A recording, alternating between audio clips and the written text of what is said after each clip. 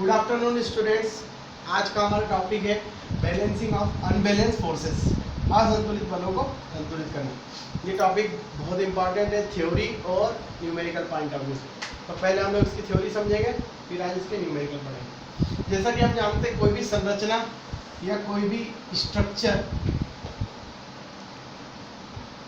दो महत्वपूर्ण मेंबर से मिलकर बनता है। इसमें एक होता है बीम, जिसको हम लोग हिंदी में बोलते हैं धरन, और एक होता है कॉलम, जिसको हम बोलते हैं स्तंभ। हम जानते हैं कि हमारा मकान भी दो चीजों से मिलकर बनता है, बीम और कॉलम। उस संरचना में कॉलम जो होते हैं वो होते हैं वर्टिकल मेंबर। कॉलम जो होते हैं वो कैसे होते हैं? खड़े मेंबर होते हैं। और बीम जो होता है वो कैसा मेंबर होता है? आड़ा मेंबर। संरचना में कॉलम का कार्य उस पूरी संरचना के भार को सहन करना यानी वियर करना होता है, और बीम जो हॉरिजॉन्टल मेंबर होते हैं जिसके ऊपर क्या कार्य करते हैं? सभी असंतुलित भार। जैसे कि हमारा मकान है, हमारा मकान बना तो हम देखते हैं कि हमारे मकान पे छत जो रहती है, जो खड़े जो मेंबर रहते हैं वो क्या रहते हैं? कॉलम, और जो आड़े मेंबर्स रहते हैं वो क्या कहलाते हैं? बीम कहलाते हैं। तो बीम के साथ क्या भराती है? छत भराती है। तो छत का भार और संपूर्ण भार को कौन बियर करता है? कॉलम। तो किसी भी संरचना में कॉलम क्या होते हैं? कॉलम होते हैं वर्टिकल मेंबर। कैसे मेंबर? Vertical member. और संरचना में बीम क्या होते हैं? Horizontal member.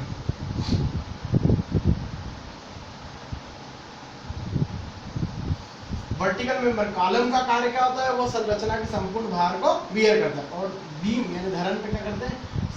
हॉरिजॉन्टल जो मेंबर रहता है उस पर क्या करते हैं? संरचना का भार कार्य करते हैं। अब कोई भी संरचना में जब बीम के ऊपर वर्टिकल लोड नीचे की ओर कार्य करता है तो कॉलम उस भार को क्या करता है? सहन करता है। तो सहन करने के लिए भार की दिशा में या बल की दिशा के विपरीत दिशा में क्या लगाता है? एक बल लगाता है। जैसे फॉर एग्जांपल ये समझे, ये हमारा मकान है, ये मकान के हमारे हो गए कॉलम, ये कॉलम पे बन गई एक बीम, बीम की इधर हमारी क्या हो गई? हमारी छत हो गई। अब मान लो छत का वजन, छत के ऊपर यदि एक बिल्डिंग और बनाई या ऊपर हम लोग खड़े हो गए तो हमारा सबका वजन किस ओर कार्य करेगा? नीचे की ओर। तो ये भार नीचे ना आए या ये संरचना ऊपर से नीचे नहीं आए, इसलिए कॉलम इस भार को किस तरफ धकेलता है? ऊपर की ओर। तो कॉलम यानी क्या करते हैं? दोनों सिरों से क्या करते हैं? वर्टिकली अपवर्ड डायरेक्शन में लगने वाले भार की दिशा की विपरीत दिशा में क्या लगाते हैं? बल लगाते हैं। बीम कैसे मेंबर होते हैं? Horizontal member. और कॉलम कैसे होते हैं? Vertical member. अब हम बात करें बीम यानी धरन की। धरन कैसे मेंबर होते हैं? हॉरिजॉन्टल मेंबर होते हैं जिसके ऊपर संरचना का क्या कार्य करता है? संपूर्ण भार कार्य करता है। धरन 5 प्रकार की होती है। बीम कितने प्रकार की होती है? 5 प्रकार की। पहली होती है सिंपली सपोर्टेड बीम, जिसको हिंदी में बोलते हैं सरल आलंबित धरन। दूसरी होती है कैंटिलीवर बीम, जिसको बोलते हैं कैंटिलीवर धरन। तीसरी होती है कंटिन्यूअस बीम, मतलब इसको बोलते हैं सतत धरन। चौथी होती है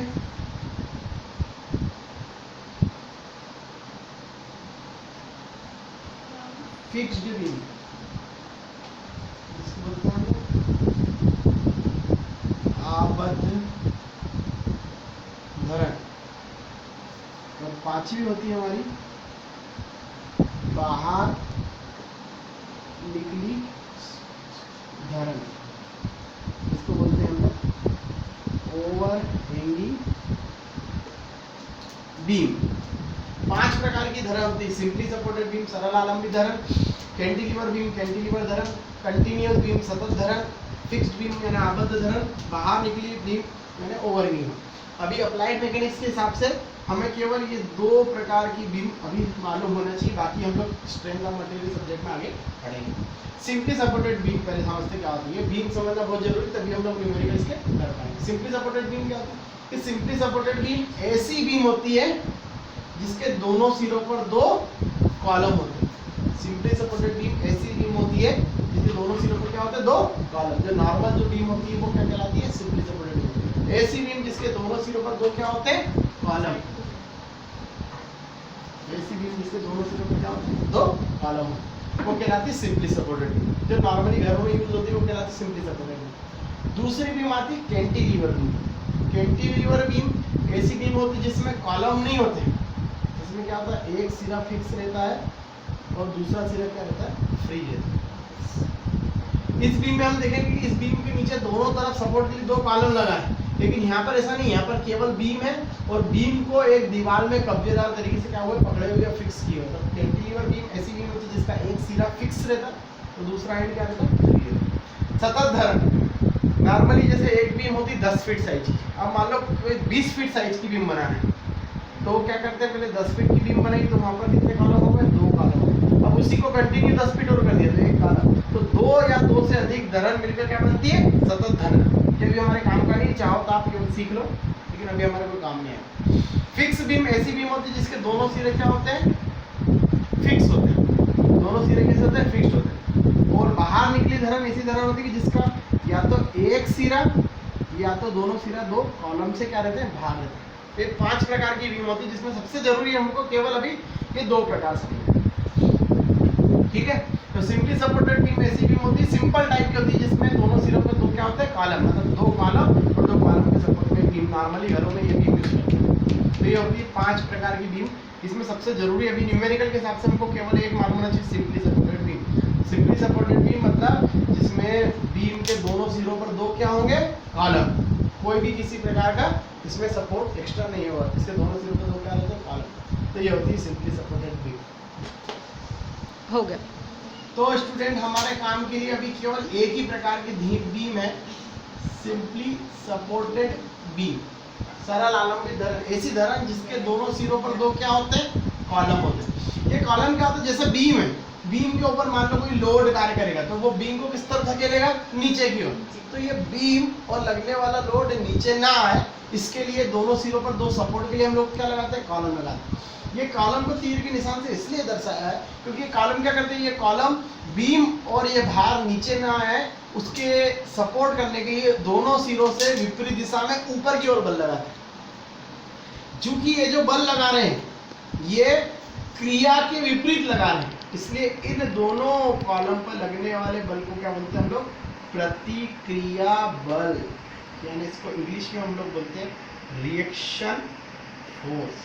फिर से रिपीट करूंगा, ये दो कॉलम है, दो कॉलम के ऊपर एक बीम है और बीम का वजन और उस पर लगने वाला लोड ऊपर से नीचे आता है, तो ये नीचे ना आए इसके लिए कॉलम उसको किस तरफ धकेलेगा, ऊपर की ओर। तो ऊपर की ओर क्या लगाता है, बल की दिशा के विपरीत दिशा में बल, मतलब क्रिया के विपरीत क्या लगाता है, प्रतिक्रिया। इसलिए इन दोनों कॉलम से लगने वाले बल को हम लोग क्या होते हैं, प्रतिक्रिया बल यानी रिएक्शन फोर्स। न्यूमेरिकल में यही रिएक्शन फोर्स ज्ञात करना रहता है। अब हम लोगों ने बात करी अभी वीडियो में कि जब लगने वाला लोड, तो लगने वाला लोड कितने प्रकार का होता है, तो इसी कड़ी में हम लोग आगे पढ़ेंगे टाइप्स ऑफ लोड, लगने वाले भार के प्रकार।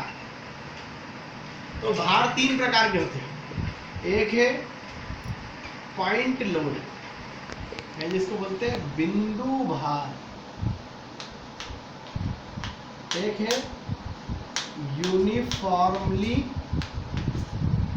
डिस्ट्रीब्यूटेड लोड, इसको इंग्लिश में बोलेंगे यूडीएल, इसको हिंदी में बोलते हैं सम वितरित भार।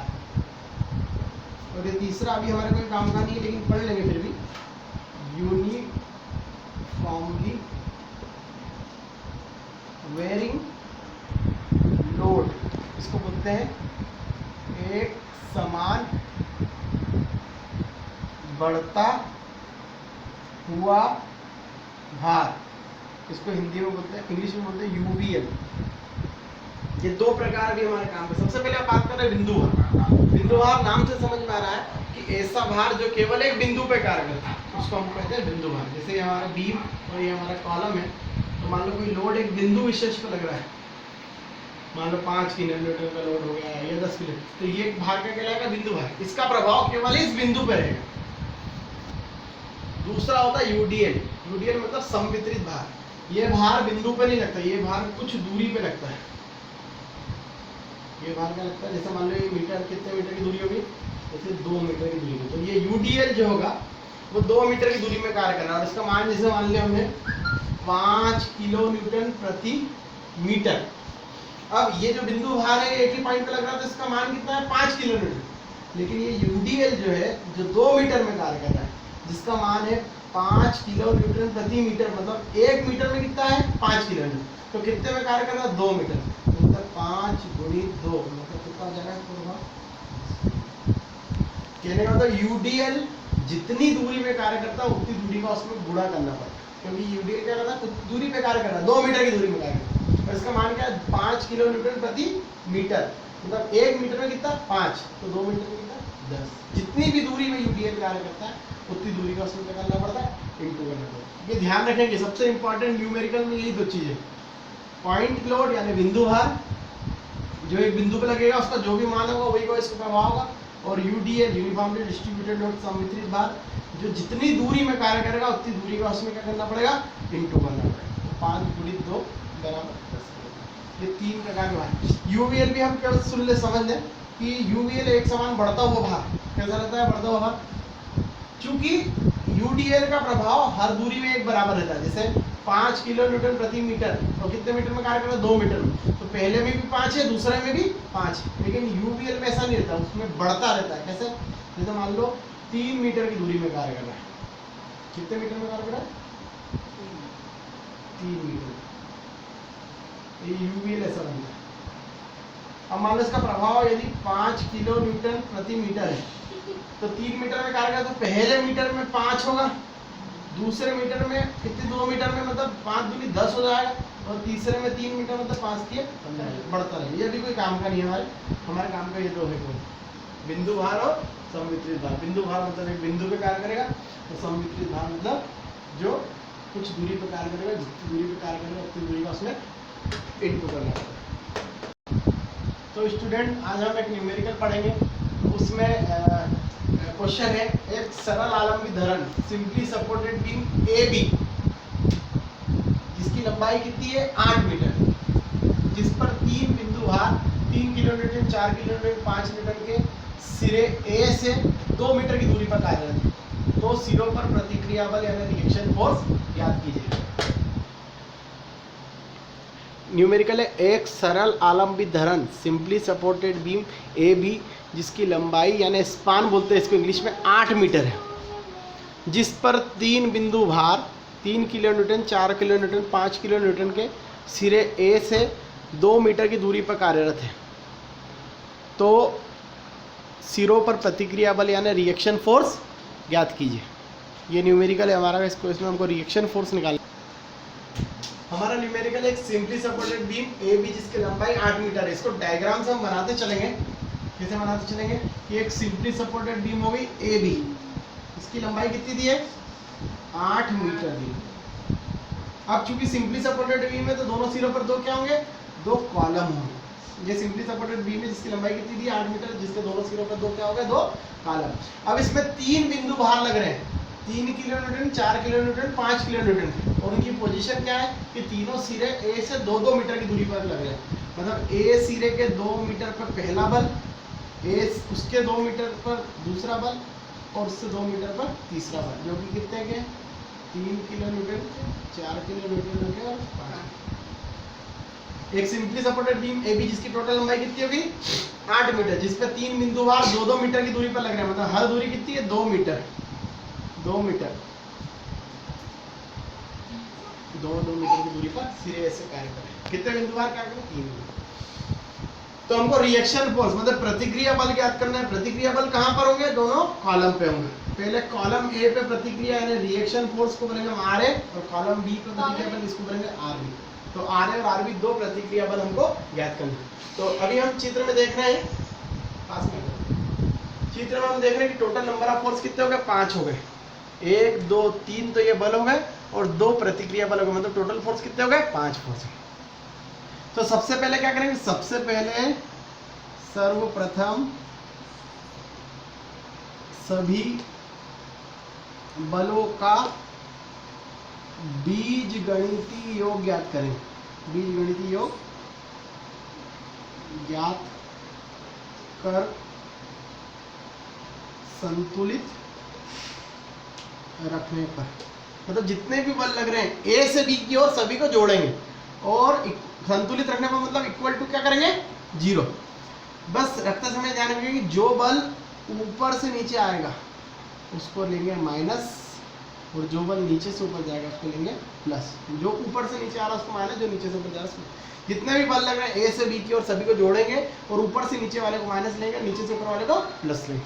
तो शुरू करते हैं ए से बी की ओर। सबसे पहले ए पर रिएक्शन फोर्स आर ए कार्य कर रहा है जो नीचे से ऊपर लग रहा है, तो ये हो गया आर ए प्लस का।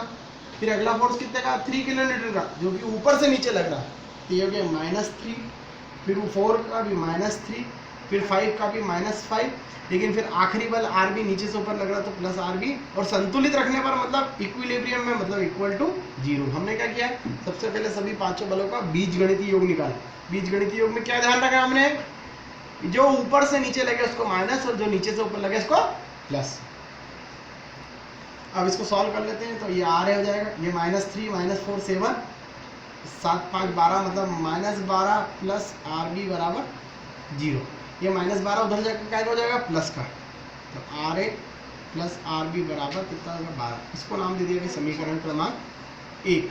ये कंडीशन जब करी, जब हमने ए से बी तक लगने वाले सभी बलों को क्या किया, सभी बलों का बीजगणितीय योग निकाल के संतुलित रखा। ठीक है, अब क्या करेंगे, अब सभी बलों का ए से क्या निकालेंगे, मोमेंट निकालेंगे। सभी बलों का पॉइंट ए से आघूर्ण निकालेंगे। आघूर्ण मतलब मोमेंट ज्ञात कर संतुलित रखने में। मोमेंट मतलब होता है बल गुणित लंबवत दूरी।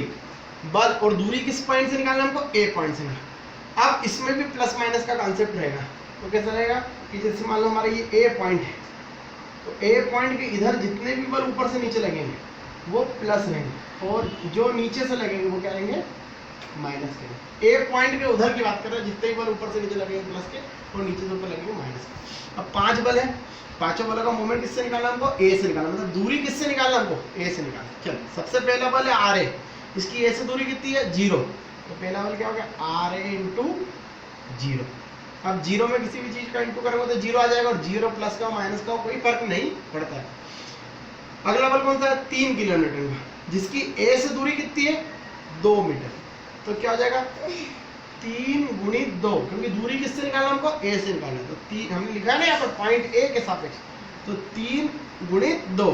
अब ये ए पॉइंट के इधर बल ऊपर से नीचे लग रहा, तो क्या होगा, प्लस होगा, तो ये क्या होगा, प्लस होगा। अगला बल है 4 किलो न्यूटन का, जिसकी ए से दूरी कितनी होगी, 2 और 2 4, तो हो जाएगा 4 इंटू 4।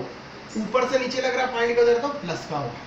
फिर अगला बल है कितने न्यूटन का, 5 किलो न्यूटन का, जिसकी ए से दूरी कितनी होगी, 2 2 4 2 6, तो ये जाएगा 5 इंटू 6, और ऊपर से नीचे लग रहा तो माइनस प्लस का।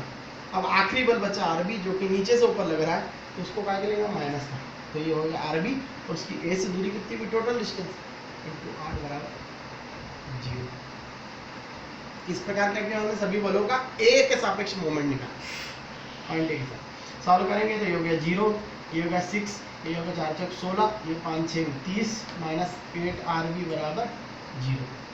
और सॉल्व करेंगे तो 30 और 16 46 और 6 52, 52 माइनस 8 आरबी बराबर 0, तो 8 आरबी बराबर 52, तो आरबी बराबर कितना जाएगा, 52/8, कितना जाएगा 8 6 48, है ना, तो 8 6 48 का 6 4 बजे 6.5 किलो न्यूटन आंसर आ जाएगा हमारा। तो आरबी कितना आ गया हमारा, मतलब यहाँ पर ये रिएक्शन पर कितना आ गया, 6.5। अब आरबी का मान समीकरण 1 में रख दो, यहाँ लिखेंगे आरबी का मान समीकरण 1 में रखने पर आर ए प्लस 6.5 बराबर 12, तो आर ए बराबर 12 माइनस 6.5, तो आर ए बराबर कितना जाएगा, 4.5 किलो। इस प्रकार रिएक्शन फोर्स हम निकालते हैं किसी भी बीम जो कि सिंपली सपोर्टेड है, जिसके दोनों सिरों पर जो कॉलम है और जिस पे पॉइंट लोड कार्य कर रहा है। आज हम ये न्यूमेरिकल देखेंगे। आप इस न्यूमेरिकल को बार बार रिपीट करना।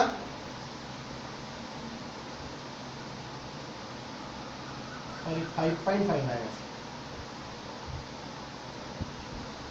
इस न्यूमेरिकल को अपन बार बार रिपीट करेंगे। आप लोग इसको आज एक ही न्यूमेरिकल करेंगे, आप इसको बार बार रिपीट करना और इसका तरीका सीखना। कल इसके आगे न्यूमेरिकल कर देंगे। Thank you.